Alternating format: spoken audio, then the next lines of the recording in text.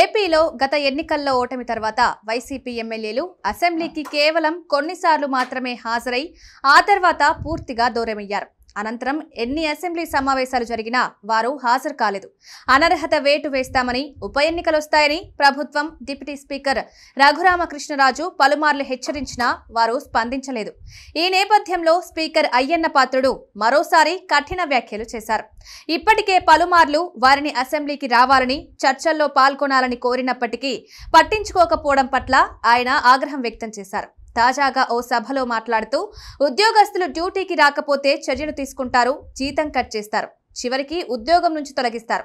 మరి ఎమ్మెల్యేలు అసెంబ్లీకి రాకపోతే జీతం ఎందుకు ఇవ్వాలని ప్రశ్నించారు. ఎమ్మెల్యేల పని ఏమిటి? అసెంబ్లీకి వచ్చి ప్రజా సమస్యలపై మాట్లాడడమే.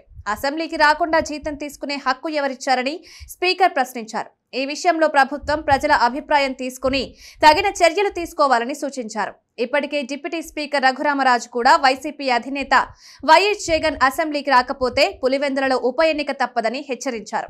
ఇప్పుడు స్పీకర్ అయ్యన్న కూడా వైసీపీ ఎమ్మెల్యేలపై చర్యలు తీసుకోవాలని బహిరంగంగా కోరడంతో దీని వెనక ఏదైనా వ్యూహం ఉందా అన్న చర్చ రాజకీయ వర్గాల్లో మొదలైంది.